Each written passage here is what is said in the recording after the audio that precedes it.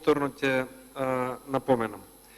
Во изминативе 3 години имавме случај каде што за законски исплатени патни трошоци, кои што се однесуваа на членовите на Државната изборна комисија и одредени паушали, за законски во рамките на процедура исплатени патни трошоци на претходниот состав на Комисијата за борба против корупцијата, значи не зборам за непроцедурални или вонзаконски исплатени средства, имаше голема галама, имаше став и од вашата политичка партија, имаше став и од СДСМ, и мнозинството од јавноста побараа и тие луѓе се повлекоа, дадоа оставки заради законски исплатени патни трошоци.